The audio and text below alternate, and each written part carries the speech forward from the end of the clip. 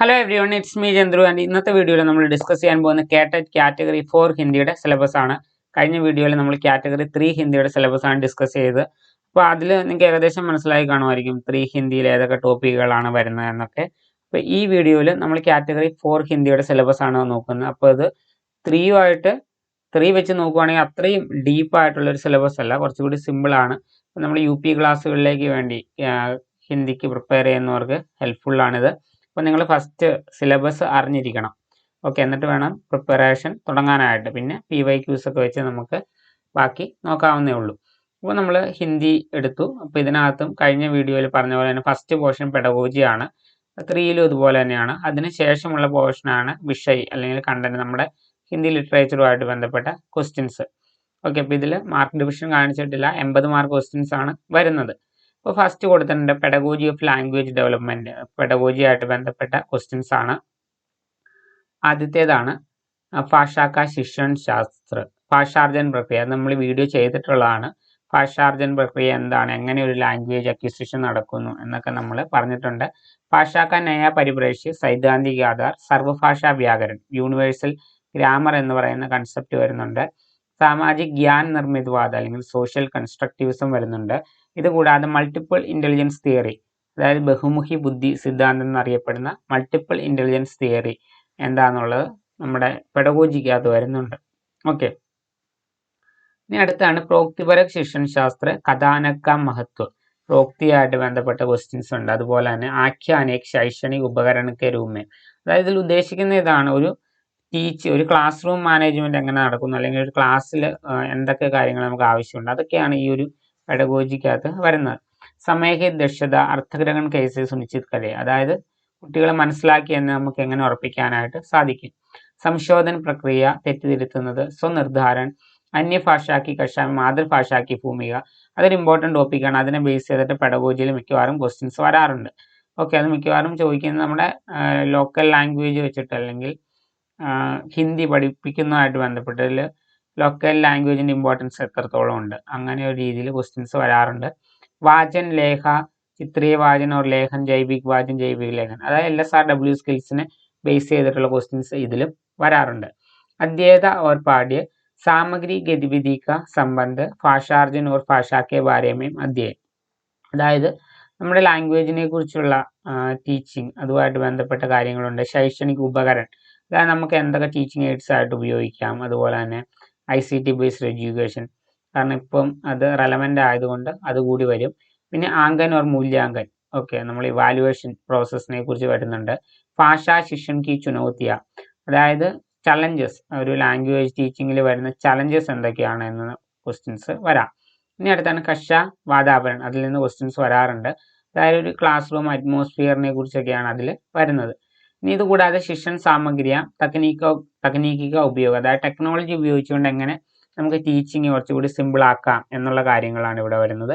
ഇതുകൂടാതെ ഭാഷായി കൗശൽ, ശ്രവൺ, ഭാഷൻ, വാചൻ, ലേഖൻ, നമ്മൾ ആദ്യം LSRW സ്കിൽസ്, ആശയഗ്രഹൺ, സൃജനാത്മകത, ക്രിയേറ്റിവിറ്റി, അതുമൊക്കെ ആയിട്ട് ബന്ധപ്പെട്ട ക്വസ്റ്റ്യൻസ് ഉണ്ട്. പിന്നെ ലാസ്റ്റത്തെ പോർഷനാണ് ഇൻക്ലൂസീവ് എഡ്യൂക്കേഷൻ, അത് തീർച്ചയായിട്ടും അതിൽ നിന്ന് ഡെഫിനറ്റ്ലി ക്വസ്റ്റ്യൻ വരാറുള്ളതാണ്.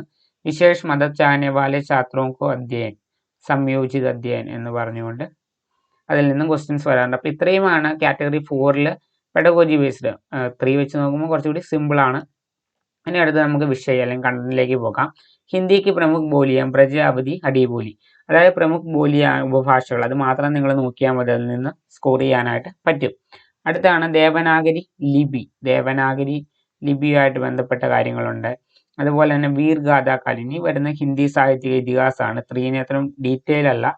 വീർഗാഥ കാൽ, അതായത് ചന്ദബർദായി, പൃഥ്വിരാജ് രാസോ, ആ പോയിന്റുകൾ വരുന്നുണ്ട്. ഇനി ഭക്തികാലിന് അക്ദർഗുൺ, കാവ്യധാര, കബീർ ദാസുമായിട്ട് ബന്ധപ്പെട്ട കാര്യങ്ങളുണ്ട്. ഇതിലൊക്കെ തന്നെ നമ്മൾ വീഡിയോസ് അപ്ലോഡ് ചെയ്തിട്ടുണ്ട്.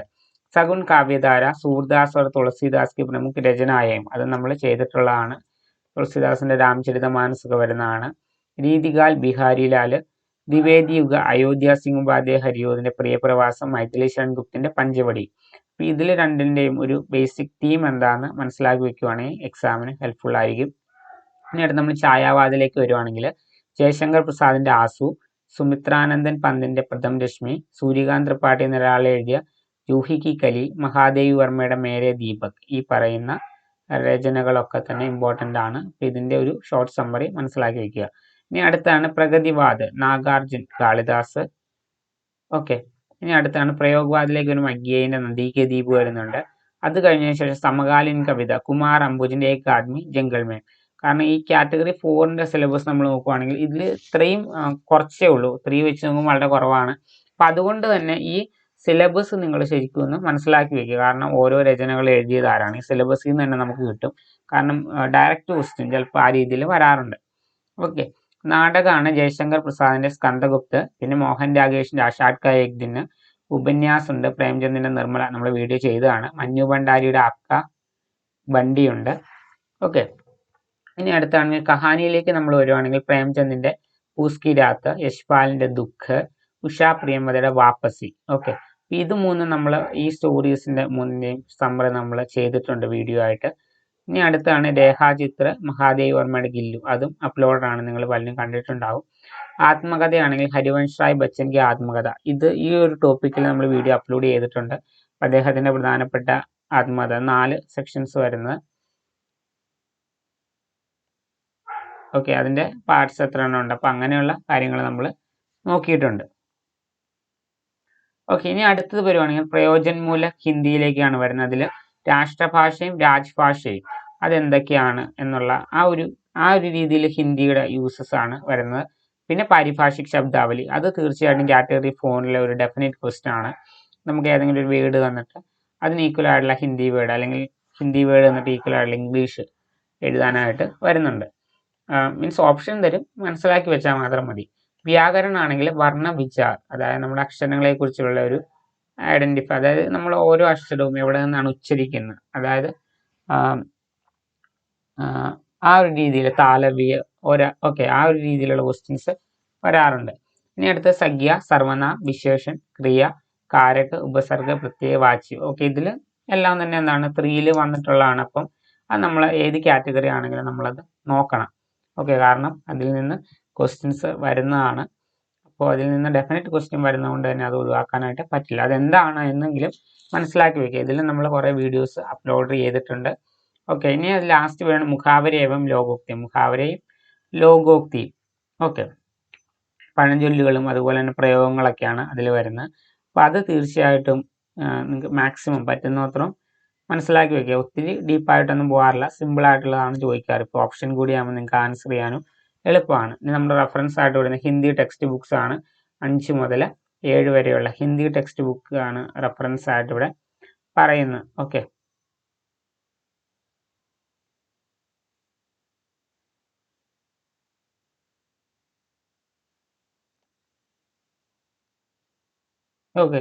സോറി 7 അല്ല, ഇത് +1 +2 വരില്ലേ. ഓക്കെ, അപ്പോൾ അതുവരെയുള്ള ടെക്സ്റ്റ് ബുക്കുകളാണ് ഇവിടെ പറയുന്നത്. Okay, normally text book just ഒന്ന് അതിന് തന്നെയാണ് ടോപ്പിക് എന്നൊന്ന് അറിഞ്ഞിരിക്കുക, അത്ര മാത്രമേ ഉള്ളൂ. ബാക്കി മോസ്റ്റ് ഓഫ് ദ സംഭവങ്ങൾ നമ്മുടെ ഈ ഒരു സിലബസിനെ ബേസ് ചെയ്തിട്ട് ആണ് വരാറ്. ഓക്കെ, അപ്പം ഇത്രയൊക്കെയാണ് കേട്ടറ്റിൻ്റെ കാറ്റഗറി 4 ഹിന്ദിയുടെ സിലബസ്. ഇനി നമുക്ക് സൈക്കോളജിയുടെ സിലബസും കൂടി നോക്കിയിട്ട് ബാക്കി ടോപ്പിക്സുകളിലേക്ക് വരാം. So guys, see you in the next. തബ് തക് के लिए ओके बाय.